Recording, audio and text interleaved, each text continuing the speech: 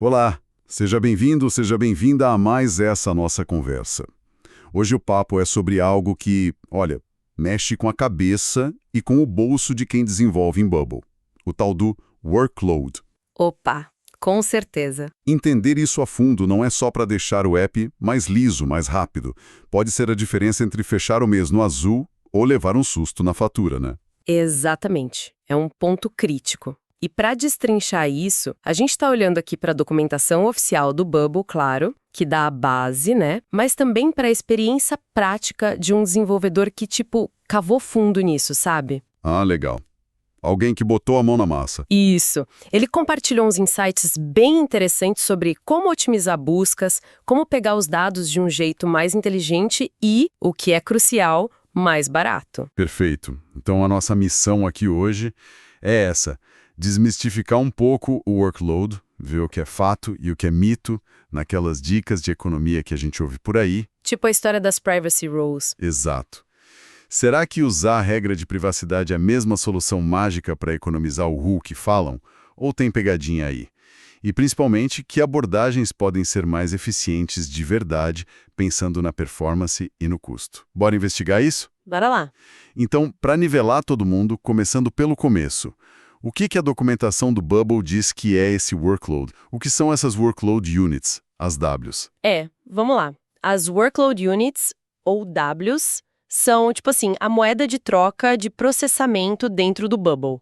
É como eles medem o quanto do servidor deles o seu aplicativo está usando. Há tipo um taxímetro do servidor. É uma boa analogia. Cada busca, cada workflow que roda lá no servidor, cada operação tem um custo em WOs. Quanto mais complexa a operação, mais WOs ela consome. Entendi. É o esforço do servidor para fazer nosso app rodar. Precisamente. E a documentação ela explica que esse cálculo leva em conta várias coisas. É importante separar o que acontece no navegador da pessoa, no cliente, né? E o que acontece lá no servidor do Bubble. Certo. São as operações no servidor, tipo buscas em tabelas muito grandes ou lógicas muito complexas, essas sim é que puxam o consumo de WU para cima. E aí, claro, isso pode impactar diretamente no custo do seu plano. Faz sentido. Agora, vamos direto para um ponto que sempre gera debate e que essa fonte prática que a gente comentou bastante. A ideia de que configurar as privacy rules, as regras de privacidade, ajuda a economizar WUs. Isso sempre me pareceu um pouco simples demais. Qual é a real aqui? Última pergunta. Porque aí a gente toca num ponto que confunde muita gente. O fundamental, e nisso a documentação e a fonte prática concordam totalmente, é que a função número 1 das regras de privacidade é segurança. Certo. Segurança em primeiro lugar. Exato.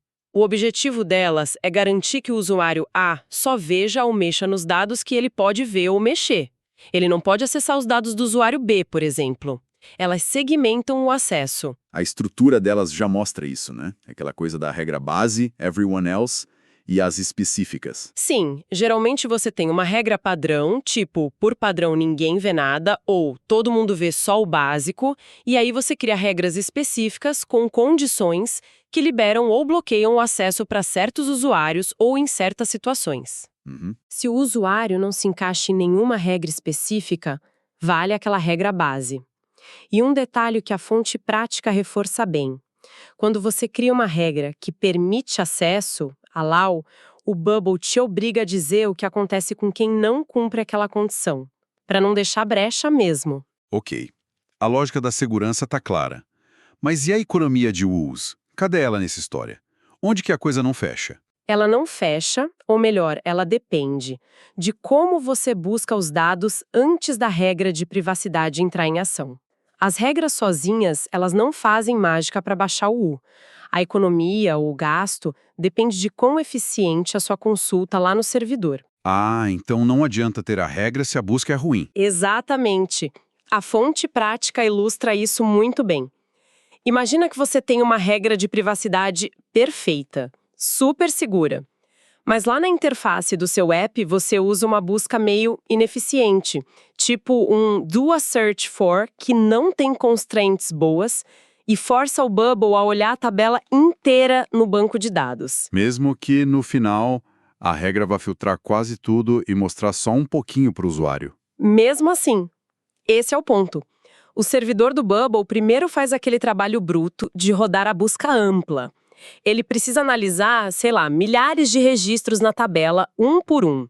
Só depois de fazer isso é que ele vai aplicar sua regra de privacidade em cada um desses itens para ver se pode mostrar para o usuário atual ou não. Caramba! Todo esse processamento antes da filtragem final pela regra é que devora os ORUs. A regra garante que só o dado certo chegue no navegador. Garante. Mas ela não impediu o trabalho pesado e custoso lá no servidor, se a busca inicial foi mal feita. O custo já aconteceu. Certo, agora ficou bem mais claro. A fonte prática que a gente está analisando, ela traz um exemplo disso, não é? Acho que com umas tabelas de clientes, usuários, algo assim. Isso, um cenário bem do dia a dia, um app com tabela de usuários, clientes, serviços, vendas, tudo ligado e, claro, cada tabela com suas regras de privacidade configuradas. E como seria uma regra de privacidade comum ali, por exemplo, para a tabela de clientes? Uma regra bem típica seria assim: é o usuário que está logado, current user, pode ver um registro de cliente, this client, se ele for o criador daquele cliente. Creator is current user. Ok. Na lista de clientes associada ao usuário, current user's list of clients contains this client. Faz sentido. Ou, ainda, se o usuário for um administrador geral, um master, por exemplo, current user is master. Se nenhuma dessas condições bater para um cliente específico, o usuário não vê nada daquele registro. Bloqueado. Perfeito. Lógica de segurança padrão. Aí que entra o pulo do gato, ou melhor, o dreno do workload que a fonte prática apontou. O ponto crucial, e que dói um pouco ouvir, mas é importante, é o seguinte: mesmo com essa regra bonitinha e segura, se a página do seu app que lista os clientes usa uma busca genérica, tipo do a search for clients... Sem filtrar nada antes na própria busca? Exato. Sem constraints ali na busca que já diminuam bastante o universo de dados que o servidor precisa olhar. Aí o Bubble vai ter que fazer o trabalho pesado que a gente falou. Imagina, sua tabela de clientes tem 9.000 registros. O servidor vai ter que pegar esses 9.000, um por um, aplicar a lógica da sua regra de privacidade para aquele usuário logado e só então montar a listinha final que vai para o navegador que talvez tenha só 100 clientes. Mas o custo foi dos 9.000. O custo em vools foi da análise dos 9.000, não só do 100 que o usuário efetivamente viu na tela. O servidor leu a tabela toda para poder aplicar a regra e essa leitura inicial massiva é que custa caro em termos de workload. Entendi perfeitamente. O servidor trabalhou pra caramba pra, no fim, entregar pouco. Isso. E a fonte prática ainda dá uma provocada interessante. Ela diz que, às vezes, a gente tenta ser esperto e coloca uma constraint lá no do a search que só replica a lógica da privacy rule. Tipo, creator UE equals current user. Achando que tá ajudando o servidor. É. Mas muitas vezes, isso não resolve o problema de fundo do custo. O servidor ainda pode precisar varrer a tabela para achar quem bate com essa constraint inicial antes de aplicar o resto da lógica. A chave não é só repetir a regra, é achar um jeito de fazer o servidor olhar para um pedaço bem menor da tabela desde o começo. E sobre usar aquele ponto filtered para filtrar no navegador. Isso a Forte diz que é pior ainda. Porque aí você primeiro paga o WO para trazer um monte de dado para o navegador, dados que o usuário nem deveria ver. E depois esconde. E só depois esconde com o filtro no cliente. É ineficiente em dobro. Gastou o WO à toa e ainda mandou dado desnecessário pela rede. Nossa, que aula! Então, a analogia que me vem é: a regra de privacidade é o segurança na porta da festa, garantindo que só entra quem está na lista. Boa! Mas se a organização da festa, a busca no servidor, mandou convite para a cidade inteira e todo mundo apareceu na fila, o custo de organizar essa fila, o workload, já foi altíssimo, mesmo que só alguns entrem. Perfeita analogia. É exatamente isso. A segurança do que chega no navegador está garantida pela regra, mas a eficiência da operação, o custo em watts, depende totalmente de como a fila foi organizada, ou seja, de como a consulta foi feita antes. A regra é a última barreira, não uma otimizadora da busca. E aqui a coisa começa a ficar boa porque a fonte prática não ficou só no problema. Ela apontou uma alternativa que parece ser, assim, muito mais eficiente, né? Exatamente.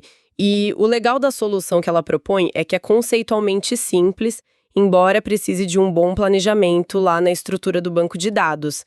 A sugestão é: para de usar o Dual Search for tabela como padrão para tudo. E faz o quê?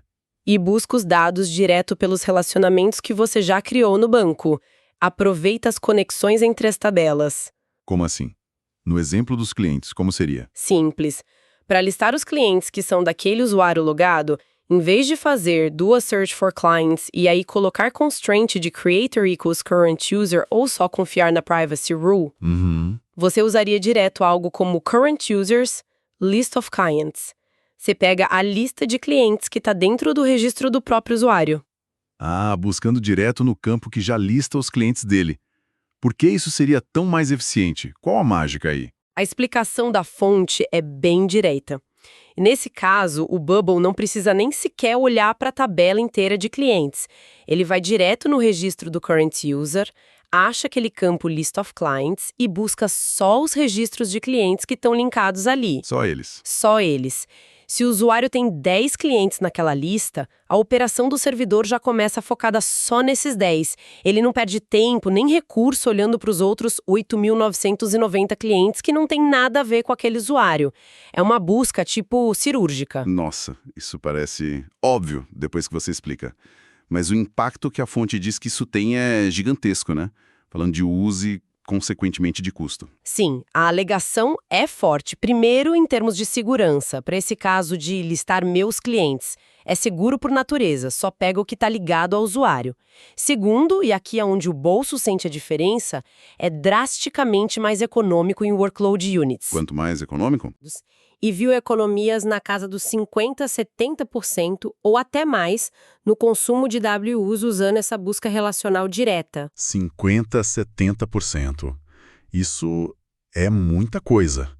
Muda completamente a perspectiva para quem tem app com muito dado ou muito usuário ativo. Com certeza. Então, aquele trabalho de pensar bem a estrutura do banco, criar esses campos de lista, esses relacionamentos, não é só para organizar. É uma ferramenta poderosa para otimizar a performance e, principalmente, controlar os custos da aplicação. Exatamente.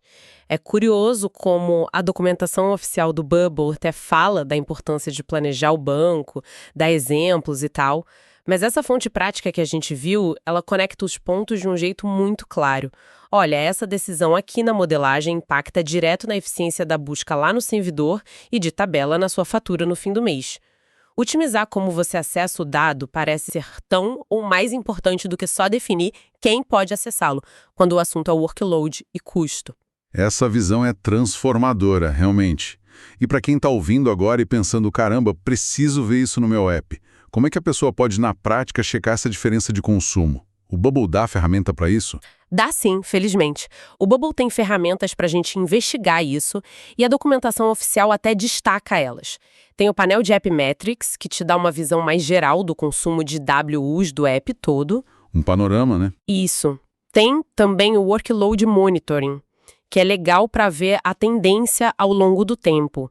Se o consumo está subindo, descendo, e dá até para criar uns alertas para picos estranhos. Útil. Mas para essa análise mais fina, para comparar o custo de uma página feita de um jeito versus feita de outro, a ferramenta-chave são os Server Logs, os logs do servidor. Ah, os logs. A fonte prática também falou deles, né? Para fazer tipo um teste AB. Exatamente. A sugestão da fonte é super prática. Monta 2 páginas de teste, visualmente iguais, mostrando a mesma coisa, sei lá, a lista de clientes. Só que uma página busca os dados usando o Dual Search for Clients, talvez com umas constraints. E a outra? E a outra usa a abordagem direta, Current Users List of Clients. Aí você coloca uns dados de teste lá, acessa cada página algumas vezes e depois vai fuçar no Server Logs. O Bubble registra lá o custo em UUs de cada carregamento de página. Aí você compara. E vê na prática a diferença de custo. Na prática, os números vão te mostrar qual abordagem está sendo mais leve para o servidor e, consequentemente, para o seu bolso. É um experimento direto, objetivo. Excelente dica. E além dessa otimização específica da busca relacional, que parece ter um impacto enorme, tem mais coisa para olhar, né? Sim, sim. É bom lembrar que a documentação do Bubble também tem guias mais amplos, como o Optimization Framework e a Optimization Checklist, eles abordam outras áreas importantes, como otimizar o carregamento inicial da página, a eficiência dos workflows, principalmente aqueles que rodam em listas de coisas. O uso de back-end workflows é um guia mais completo para quem quer fazer uma otimização geral no app. Perfeito. Então, tentando amarrar tudo que a gente conversou, os grandes pontos para levar para casa sobre workload no Bubble seriam: Workload Units medem o uso do servidor. Entender e controlar isso é chave para a performance e para o custo do app. Segundo, Privacy Rules são para segurança. Elas definem quem vê o quê e são vitais, mas não são pílula mágica para baixar o app se a busca de dados antes delas for ruim. O servidor trabalha primeiro, a regra filtra depois. Exato. Terceiro, e talvez o mais impactante hoje, a forma de buscar dados é crítica. Usar relacionamentos diretos, Current Users List of Items, tende a ser muito, mas muito mais eficiente e barato em um app do que buscas genéricas, do a Search For, em tabelas grandes. A economia pode passar de 50% a 70%. É o grande achado, né? Total. E quarto, medir é preciso. Use as ferramentas do Bubble, App Metrics, Workload Monitoring e, especialmente, os Server Logs para investigar, comparar e validar suas otimizações. Não fique só no achismo. Perfeito, acho que esses são os pontos centrais mesmo. E só para deixar uma pulga atrás da orelha, uma reflexão final. A gente falou muito de listar dados, né? Mas e se a gente pegar esse princípio de otimizar o acesso aos dados, focar em buscar conjuntos menores desde o início, usando os relacionamentos e tentar aplicar em outras partes do app? Onde, por exemplo? Sei lá. Pensa naqueles back-end workflows que precisam rodar numa lista enorme de registros para atualizar alguma coisa. Ou naquelas páginas de dashboard super complexas, que puxam dados de vários lugares com um monte de filtro. Será que repensar a estrutura do banco ou a forma de buscar os dados ali também não traria ganhos de eficiência parecidos? Fica aí a provocação para cada um explorar nos seus próprios projetos. Excelente provocação. Pensar na eficiência do caminho, não só no destino final. Bom, com isso, a gente encerra essa nossa análise sobre o workload no Bubble. Esperamos que tenha sido útil, que tenha trazido alguma luz e, quem sabe, algumas ideias para otimizar os projetos e dar uma aliviada na conta. Muito obrigada pela conversa. Eu que agradeço. Até a próxima. Até a próxima.